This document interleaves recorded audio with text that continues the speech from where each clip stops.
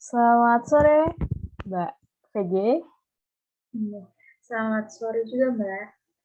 Baik, Mbak. Bertemu lagi dengan saya, Fenty, sebagai higienis gigi di klinik ini, Mbak. Sebelumnya kan kemarin Mbak sudah melakukan asesmen awal ya, Mbak, dan juga, saya sudah memberikan beberapa diagnosis. Di sini saya, akan memberikan beberapa edukasi terkait dengan diagnosis yang sudah saya susun, terhadap Mbak VG sendiri, mengenai asesmen yang sudah dilakukan awal kemarin dengan berdasarkan keluhan dari Mbak VG sendiri. Mungkin di sini karena cukup banyak ya, Mbak, jadi mungkin saya agak cepat dalam menjelaskan, untuk mengedukasinya. Jadi mungkin nanti kalau misalnya ada yang kurang jelas boleh diinstruksi saja atau mungkin nanti sebagai tambahan saya akan merekomendasikan beberapa web juga atau mungkin, video ya, Mbak, ya, agar lebih jelas lagi dan mungkin jika nanti masih belum cukup jelas, Mbak bisa kontak saya aja di WhatsApp. Baik, sebelumnya, sebelum saya memulai ya, Mbak, ya, saya mengirimkan lembar persetujuan dengan dilakukannya implementasi ini. Dari Mbak VG sendiri apakah setuju dengan dilakukannya implementasi ini, Mbak? Iya, Mbak, saya setuju untuk melakukan implementasi pada hari ini. Baik, untuk nanti saya mungkin minta tanda tangannya ya, Mbak, ya, yang sudah saya kirimkan di WhatsApp, suratnya nanti bisa dikirimkan balik ke saya kalau misalnya sudah tanda tangan. Baik, Baik, Mbak, di sini saya mungkin akan memulai ya, Mbak, ya, untuk mengedukasi Mbak dan juga mungkin ada beberapa hal yang saya akan sampaikan terkait dengan keluhan dari Mbak VG sendiri agar bisa tertangani.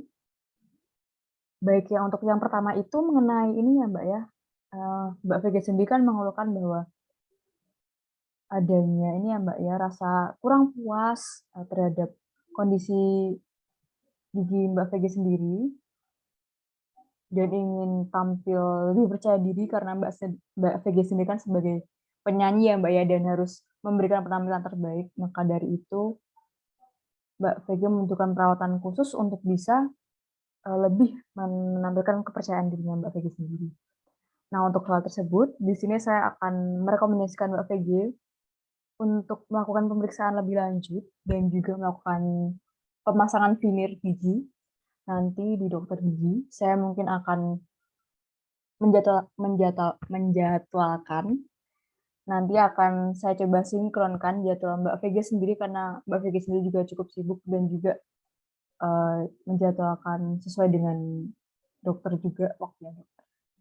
Nanti mungkin saya akan hubungi lebih lanjut untuk, hal tersebut. Kemudian, ini ya, Mbak, ya, Mbak PG sini kan ada gigi yang berlubang ya, Mbak, ya, di beberapa bagian ini, gigi depannya. Nah, mungkin saya akan sedikit menjelaskan kenapa sih kok gigi itu bisa sampai berlubang ya, Mbak. Mungkin Mbak PG sini mungkin pernah mendengar juga penyebab-penyebab gigi berlubang. Mungkin saya di sini akan coba review sedikit lagi dengan mungkin apa yang udah ada di edukasi di khalayak umum. Jadi sebenarnya proses dari gigi sampai berlubang itu panjang ya, Mbak, ya. Dari mulai itu nanti, giginya itu apa sih bahasanya, kayak gigis namanya kalau misalnya di bahasa Jawa. Jadi kayak apa ya, awalnya itu ada bercak bercak putih yang mungkin kalau misalnya dilihat itu nggak jadi masalah, tapi sebenarnya itu adalah masalah awal dari timbulnya yang namanya karies atau penyakit gigi berlubang itu gitu, sampai dengan gigi berlubang. Nah, kenapa sih kok bisa sampai gigi berlubang? Sebenarnya itu karena fasenya itu banyak ya, Mbak, fase-fase dari penyakit itu. Jadi kalau sampai berlubang itu berarti udah parah karena, penyakitnya itu sudah sampai ke struktur gigi yang dalam. Maka dari itu diperlukan adanya, tindakan. Apa sih sebabnya? Penyebab awalnya yaitu karena yang pertama, karena jalan mengikat gigi, kemudian juga makan makanan yang manis, suka makan makanan yang manis, juga mungkin membersihkan giginya juga kurang, itu juga bisa. Jadinya, kuman-kuman yang ada itu menumpuk, sisa-sisa makanan itu menumpuk dan akhirnya itu jadi sarang kuman, dan itu berakhir pada terjadinya yang namanya karies gigi atau, gigi berlubang itu yang bisa sampai gigi berlubang. Nah, untuk perawatannya sendiri nanti mungkin saya akan coba memperlihatkan beberapa, alat yang bisa menjadi penunjang ya, Mbak, ya. Mungkin saya di akhir akan jelaskan lagi. Nah, untuk terkait dengan masalah, gigi berlubang ini juga saya harap Mbak VG sendiri bisa ini ya, Mbak, ya, mengurangi konsumsi makan makanan yang manis, makan makanan yang enak gitu, Mbak. Enaknya itu dalam artian manis karena itu adalah salah satu penyebab dan juga memperparah dari, terjadinya gigi berlubang ini.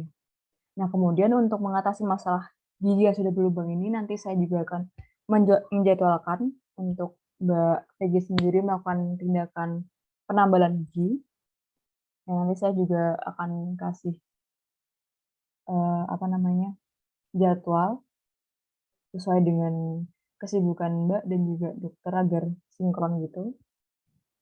Baik, kemudian selanjutnya adalah, eee, di sini kan Mbak VG sendiri ada konsumsi ini ya, Mbak, ya, obat penenang dan juga alkohol. Nah, ini itu pengaruhnya cukup banyak, Mbak, ke gigi dan mulutnya. Maka dari itu di sini mungkin saya akan berikan sedikit edukasi untuk setidaknya Mbak tahu bahwa konsumsi obat penenang dan alkohol ini kalau misalnya terus-menerus dilakukan itu berdampak buruk, Mbak.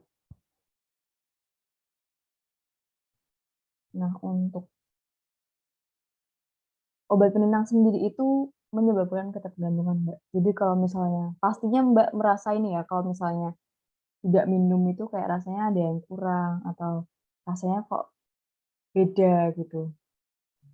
Nah, ketika ketika nggak minum, mengurangi itu bakalan susah ya, Mbak, ya, karena akan menyebabkan hal-hal yang mungkin untuk menenangkan itu bisa keluar, kayak misalnya jadi susah tidur, gelisah, perubahan mood, dan juga mungkin bisa sampai kejang.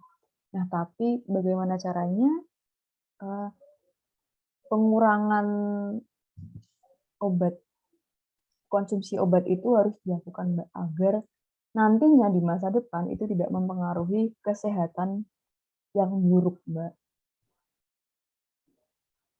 Nah, efek sampingnya itu ada beberapa, Mbak, yang berbahaya. Yang pasti kalau misalnya dikonsumsi terus-menerus itu malah jadi menyebabkan gangguan mental.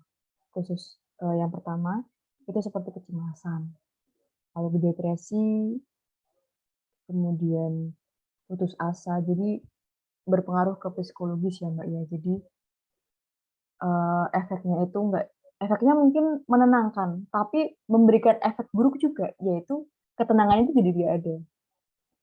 Jadi itu harus sesuai resep dokter. Mungkin besok kalau misalnya Mbak membutuhkan itu, Mbak bisa datang ke profesional yang terkait agar obat yang dikonsumsi sama Mbak VG ini tuh bisa sesuai dosisnya. Kemudian itu juga akan menyebabkan gangguan organ hati, bahkan bisa sampai amnesia juga, Mbak. Saya bukannya nakut-nakutin, tapi emang efeknya itu seperti itu, Mbak. Jadi saya harap, eee, Mbak bisa mengurangi hal itu. Kalau dari Mbak sendiri apakah ada keinginan Mbak untuk mengurangi konsumsi obat penenang?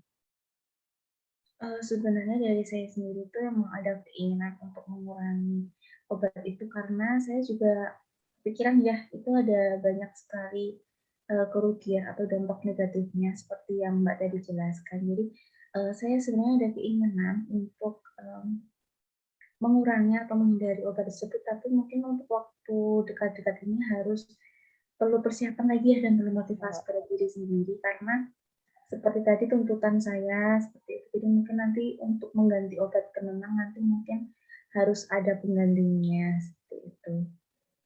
Baik, Mbak. Iya, benar sekali, Mbak. Nah, yang penting Mbak ada niatan dulu ya, Mbak, untuk prosedurnya nanti akan diberikan, Mbak, sedikit-sedikit agar bisa berkurang konsumsinya. Kemudian juga selain obat tenang, Mbak juga, cukup sering mengonsumsi alkohol ya, Mbak. Mungkin saya juga akan memberikan sedikit gambaran efek buruknya dari alkohol ini terhadap mungkin kesehatan rongga mulut dari Mbak Vega sendiri. Yang pertama adalah adanya pengikisan gigi, atau biasa itu kalau misalnya di dunia kedokteran gigi itu namanya erosi gigi. Mungkin kalau misalnya di, istilah lain erosi itu adalah pengikisan. Nah, sama Mbak, pengikisan. Tapi kalau ini penyebabnya adalah, karena alkohol ini kan senyawa asam ya, Mbak, ya, asam gitu. Jadi kalau misalnya dikonsumsi terus-menerus, maka itu bisa berpengaruh juga terhadap gigi, dan gigi itu bisa mengalami pengikisan. Kemudian itu juga adanya perubahan warna pada gigi, Mbak. Jadi karena ada kandungan tertentu di dalam alkohol itu, jadi dia menyebabkan, struktur di gigi itu bisa melemah dan akhirnya warna dari gigi itu tuh bisa berganti. Kemudian seperti tadi, keluhan Mbak awal, adanya gigi berlubang itu juga efek dari alkohol juga.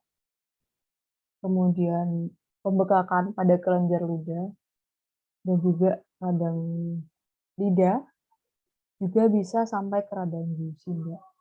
Jadi, eee, efeknya itu ini, Mbak, bermacam-macam ya. Dan keluhan yang Mbak alamin tadi itu berpengaruh dari konsumsi alkohol itu.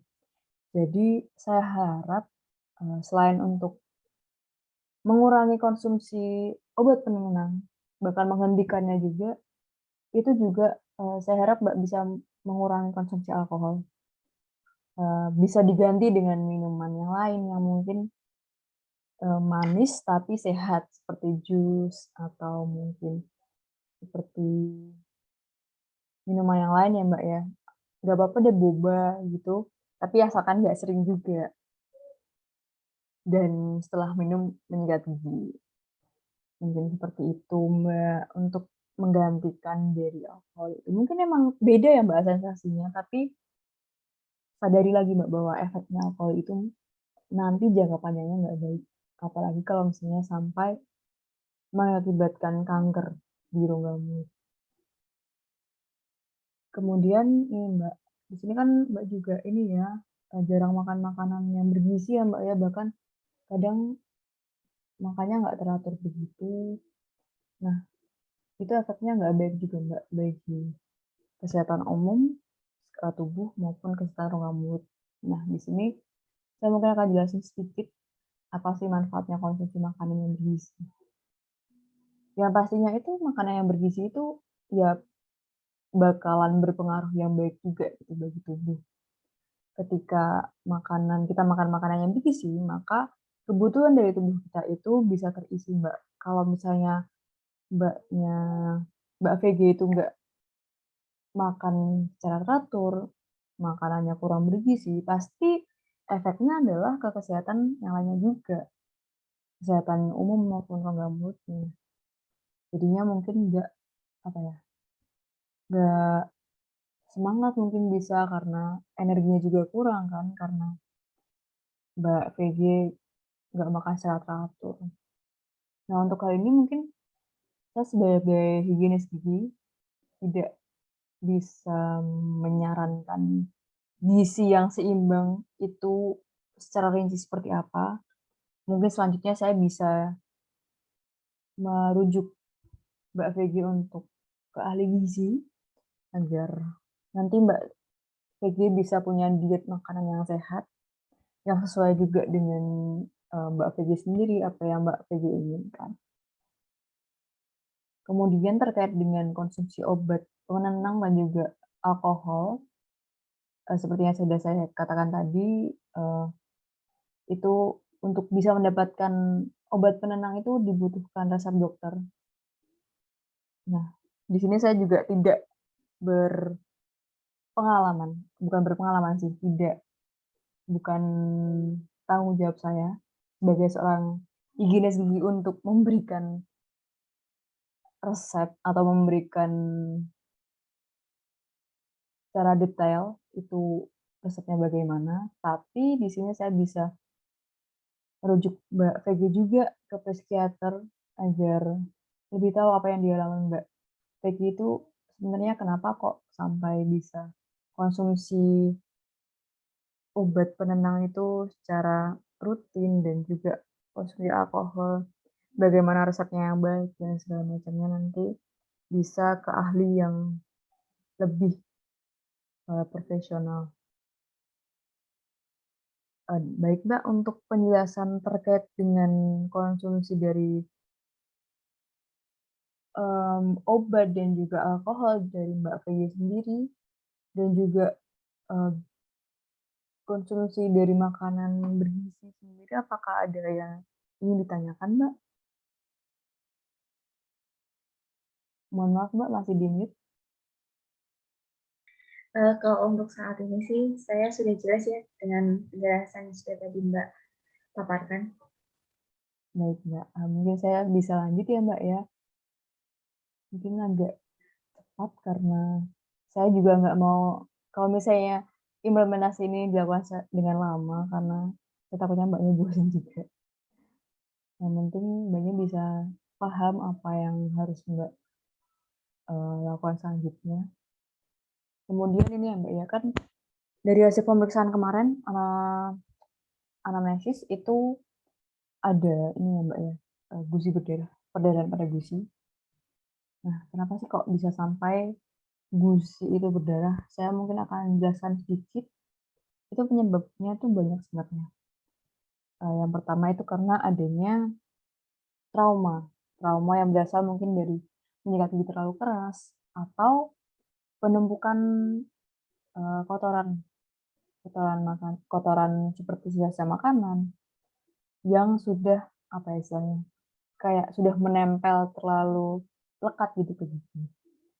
Jadinya sulit dibersihkan dan itu sudah menumpuk.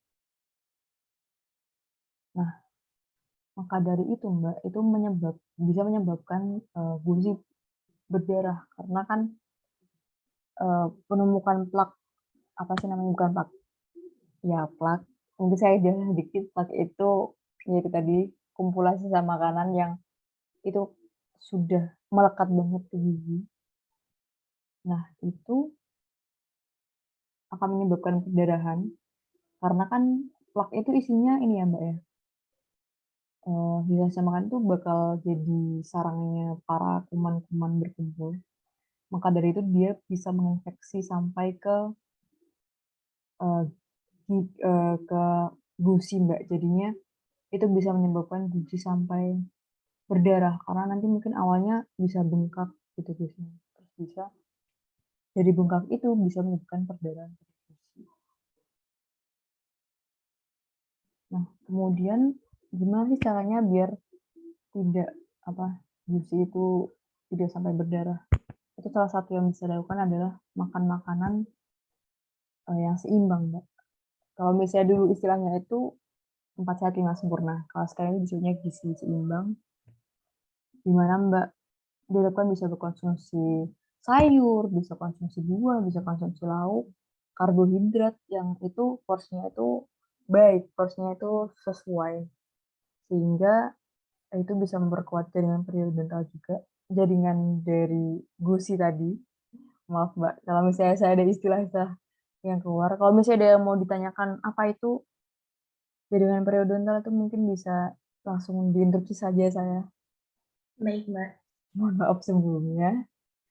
Baik, itu Mbak, itu cara untuk memperkuat jaringan di gusi agar apa ya, perdarahan bisa sampai terjadi, selain dari menjaga kebersihan dari rongga mulut sendiri.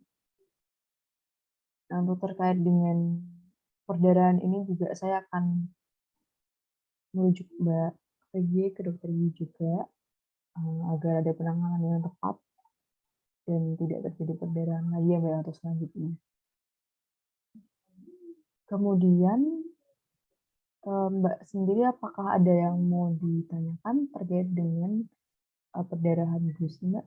Dan juga mungkin, makanan-makanan yang terkait dengan bagaimana untuk menaikkan kekuatan dari jaringan gusi sendiri? Belum ada, Mbak, sudah jelas. Baik, Mbak, mungkin saya lanjut dulu ya, Mbak, ya. Nah, kemudian di sini, Mbak kan sudah bagus menyikat gigi 2 kali sehari, tapi mungkin waktunya kurang tepat ya, Mbak. Waktu yang tepat untuk menyikat gigi itu adalah pagi hari, itu sesudah sarapan dan juga malam sebelum tidur, Mbak. Karena percuma gitu kalau bukan, kalau 2 kali, tapi waktunya itu satunya sore, nah itu pasti ada kalanya waktu untuk makan lagi, jadinya sama aja kotor lagi nantinya. Nah, kalau misalnya sebelum tidur kan nanti bener-bener udah nggak konsumsi lagi tuh sebelum tidur, jadinya giginya akan tetap bersih sampai nanti tidur, karena kuman-kuman itu bakalan tetap bekerja gitu istilahnya kalau misalnya kita tidur. Baik, Mbak, itu terkait waktu, bisa diperbaiki lagi. Kemudian tuh metode menyikat gigi itu sebenarnya banyak ya, Mbak, dan saya rasa, Mbak Vegi ini metodenya sudah cukup baik, tapi mungkin, perlu dibenahi beberapa. Nanti mungkin saya bisa kirimkan video agar bisa lebih paham ya, Mbak, ya. Karena kalau misalnya online gini, terus saya peragakan sepertinya kurang kurang enak dan kurang baik, untuk visualnya. Jadi mungkin nanti saya akan kirimkan video. Mungkin sampai sini ada yang mau ditanyakan lagi, Mbak? Ada pertanyaan terkait dengan metode menyikat gigi dan juga, waktu menyikat gigi yang baik dan benar? Belum ada sih, Mbak. Mungkin nanti kalau seumpama kan Mbak nanti mau mengirimkan saya video ya, Mbak, terkait dengan teknik menyikat gigi. Mungkin nanti kalau seumpama dari videonya nanti ada yang belum saya pahami, nanti mungkin saya bisa bertanya lagi kepada Mbak. Tapi untuk saat ini sih terkait dengan waktu dan yang lainnya saya sudah jelas sih dari yang dipaparkan. Baik, Mbak, nanti langsung hubungi saya aja kalau misalnya ada belum jelas. Saya terbuka kok, Mbak, Iya, baik. dihubungin via online.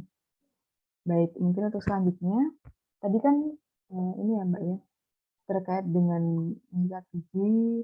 Nah, kemudian sebenarnya untuk membersihkan gigi itu nggak cuman menyikat gigi, Mbak, ada, eee, perawatan lain yang bisa dilakukan untuk, membersihkan, gigi dan mulut.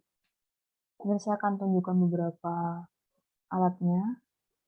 Yang pertama ini adalah terlihat tidak ya, Mbak? Oh, terlihat, Mbak, terlihat. Baik, ini adalah pendukung tambahan, alat pendukung tambahan itu yaitu pembersih lidah. Jadi selain gigi yang dibersihkan, itu juga lidah dibersihkan juga agar karena di lidah itu juga tempat menempel kuman juga ya, Mbak, ya. Jadi sebisa mungkin membersihkan. Kemudian kalau sikat gigi kan itu tidak menjangkau sela-sela gigi dengan baik ya, Mbak, ya. Jadi diperlukan adanya alat tambahan yang bisa sampai membersihkan ke sela-sela gigi. Itu ada ini namanya benang gigi.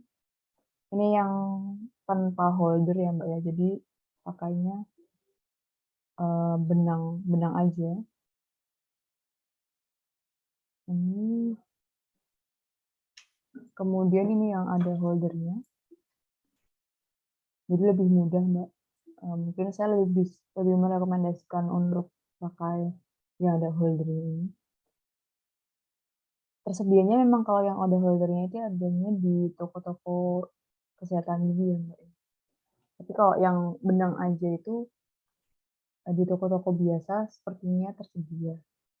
Sebenarnya kenyamanan sih, Mbak, cuman nanti mungkin nggak bisa, eee, coba cari mana yang lebih nyaman ya, Mbak, ya.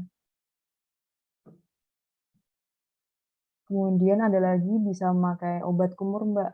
Mungkin saya agak ini ya, mungkin bukan iklan ya, Mbak, tapi saya mau coba sebut merek, itu kayak mungkin Laserin atau Oral-B yang bisa digunakan untuk, berkumur, itu tapi nggak perlu digunakan setiap hari, mungkin 2 hari sekali. Karena juga kalau misalnya kebanyakan pakai itu efeknya juga nggak bagus.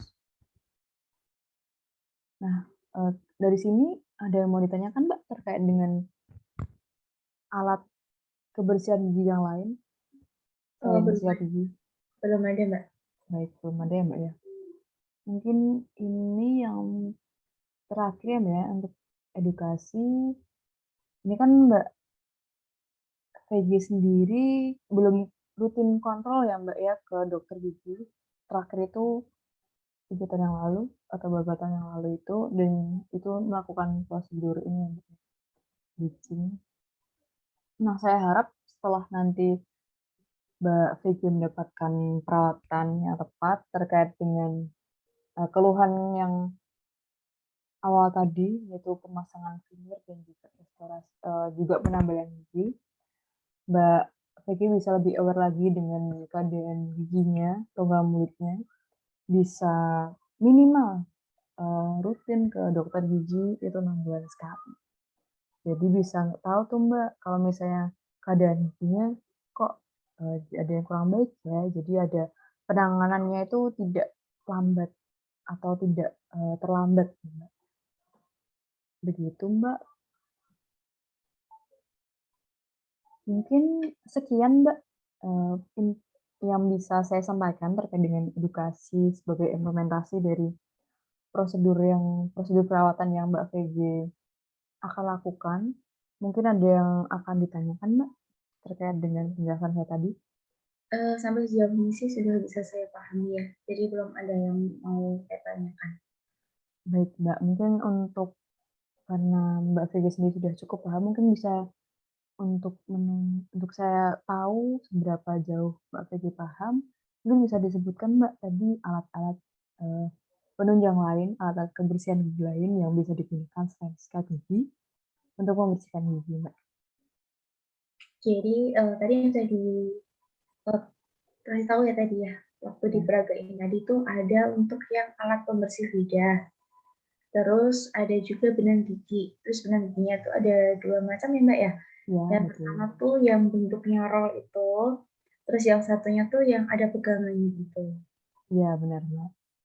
Ya sama itu tadi ada obat alat tambahannya.